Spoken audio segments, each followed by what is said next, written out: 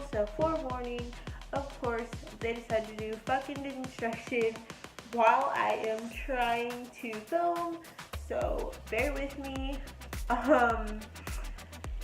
So I got 2 requests actually, so we're gonna smash 2 requests into one. I got a request from my beautiful friend Marissa. I love you so much. She asked for a Wendy's mukbang, and I got the exact food that she asked for. She said chicken nuggets, and if y'all know me, and like, not to be stereotypical, but most like black people, like, we love our chicken, and like, I don't know. So she said chicken nuggets. Oh, okay, cool, I can do that. Because she was like, she messaged me like last week or a week ago or 2 weeks ago, and she was like, you should start eating mukbangs. And I'm like, I actually have a couple. And I told her the places, and she's like, Wendy's. And I'm like, okay, cool, got you. So got that. Other request was from Ro Thomas. Am I saying it right? All the way from Jamaica, so that's cool. And he asked to talk about crazy friends. So I'm just gonna do both while I eat, so you guys aren't just like sitting here watching me chew, and it's not awkward.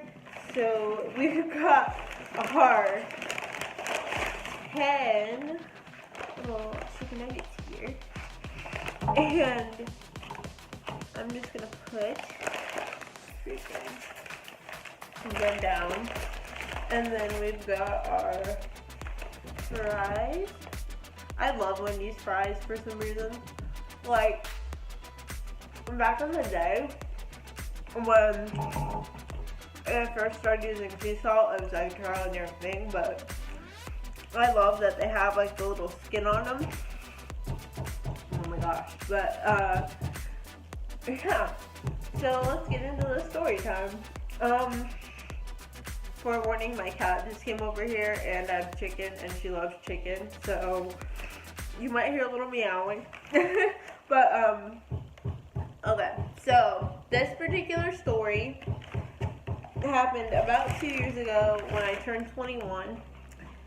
Because me, if you guys know my best friend Erin, that I've been friends with literally half my life, we've been friends since we were 12 years old.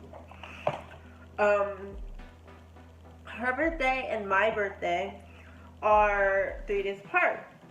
So, while Erin is friends with this other girl that she became friends with in elementary school before she met me, so she was like the best friend before me. So, like, I'm not too fond of this girl just because, like, the way that she, like,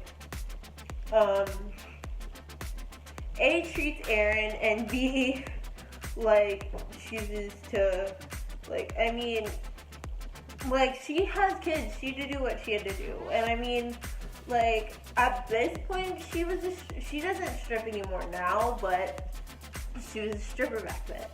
And, like, I didn't judge her for it. Like, I wasn't like, ew, I'm not gonna hang out with you because you do this and that. Like, that's, like, I don't care about stuff like that. Like, as long as you are a genuine person with me and you're 100 and, like, you're not, freaking barbecue sauce, and you're not, like, trying to be shady with me, which she was, I'll get into that.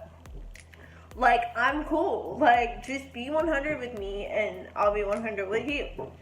So, this other girl, so my best friend had her baby. Her baby was like 3 months old, and this other girl's baby is probably like 3 months old. I think their kids are like a month apart. So, they called me one night, and mind you, my dad had given me like $100, but I didn't tell her that he had given me that money because, like, I'm not gonna say that she does this, but I love my best friend to death, but, like, she tends to come around only when I have money, or, like, expect me to pay for things, or she'll be like, I'll pay you back, and never pay me back. So, And they call me, they're like, let's go out. I want to take you out for your 21st birthday. I'm like, alright, that's cool. And at first, I didn't know the other girl was coming. The other girl, her birthday is also the same week. I think her birthday is like October 5th. So, and it was like Friday night, it was like October 3rd or 4th. So, she wasn't 21 yet. Aaron was 22. Aaron's a year older than me. So I'm like, alright, cool, whatever. I had the tinge to almost ask them, like, hey, do you have cash on you? Like, do you have money on you? Because I'm not going to pay for shit. Because, like, I never get paid back. And it's not fair. Because I do so many things for other people. And I feel like I never get to, like, do anything for myself. And, like, that was my fucking birthday money.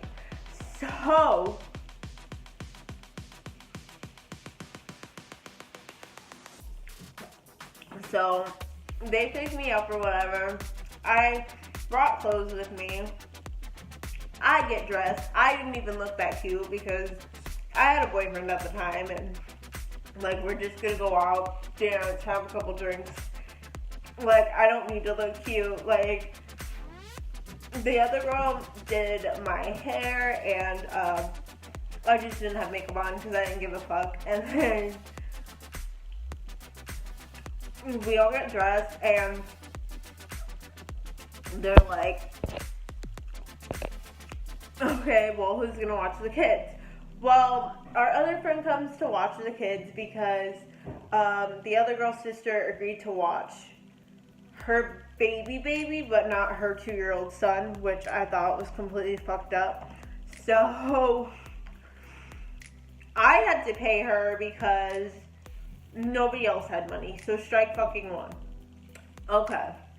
So strike two. We get to the club, and I have to pay for all three of us. I mean, it was only $5, but still, seriously, like, it's ridiculous. Like, you can't have $5 to get into a club. Like, you shouldn't be going out. Honestly, especially if you're a parent. And then when we stand in line, they check your ID to make sure it's not fake and it has the holographic, because if you have a fake ID, it doesn't have the holographic to it. They stand there with a flashlight, let you in. Can't remember if they gave me a bracelet or stamped my hand, but I think if you're under 21, they give you a bracelet, like a certain color bracelet. I can't remember, but so we get in there, and then we go down to the dance floor. And this club, there's like a balcony around the dance floor, and you can look down and see, and then you walk downstairs, kind of, and then there's the dance floor. So we walk down there, and this place is fucking packed. There's people everywhere, and I'm literally just chilling because, like, I have really bad anxiety, and I was just, like, not down for this. Like, I have a boyfriend. Like, I feel like when you go to the club, it's like to socialize and possibly look for someone. Like, I don't know. I feel like that's for social purposes. So I'm like just sitting in the corner chilling, holding everybody's drinks, and like I danced with them and stuff like that.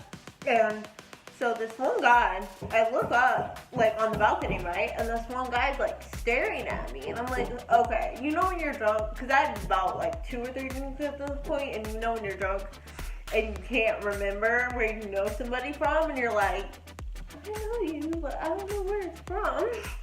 So I see this dude. And I'm like, I can't remember what the fuck his name is. I know it starts with an A. Like, that's me in my head. So this guy comes down and he starts dancing with me, and I'm drunk, so I'm like, okay, yeah. And by the way, I called the boyfriend before I left the house, so we knew where we were going. Okay, like, don't flame me for that. So I danced with this guy, and my friends are pulling me away from him because obviously I have a boyfriend. And then I was on the dance floor by myself for a little while, and I guess those two had walked away to get drinks or something. I can't remember, but they met this guy from Georgia, and he worked for, I think, Red Bull or something, because I live in Daytona Beach, if you don't know, and it's a very, like, touristy area. A lot of people come down to vacation, so he's like, I'm here from Georgia on vacation, and he was supposed to be back in Georgia, like, he was supposed to be in Georgia home by 12 o'clock. So, keep that in mind, y'all.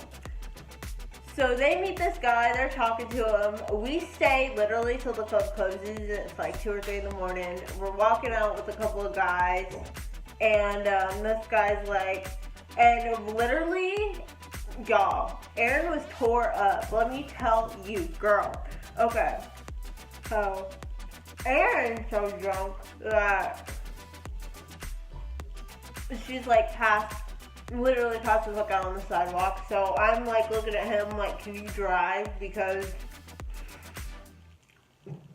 like I can't. So he follows us back to her house, and then our other friend made him stay on speaker with me because he was in her truck, and we were like, listen, you're not walking off with my fucking friend, okay? No, I am not gonna call for, no, no. So,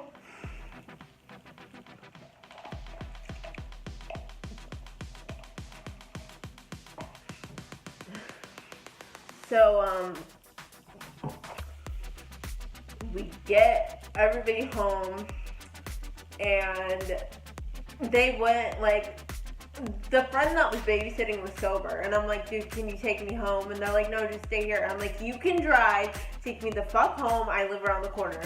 And like, I'm from South Carolina, and I'm half Irish as well, so you add some alcohol to that temper, and plus a little Creole seasoning, because I'm from the Creole part of South Carolina, like, you're gonna have a fucking fight on your hands. Like, my dad was the same way. He cannot drink dark alcohol at all, and I think I only had like one whiskey and Coke, so but this girl would not take me home, so I convinced this guy to take me home, and they made drunk Aaron go with me, and I'm literally like, this guy took me home, he was so sweet, and I literally am just apologizing the whole way up the stairs. Like, I'm so sorry that you had to go through this. He had to be, it was like 4 or 5 o'clock in the morning by the time we got home.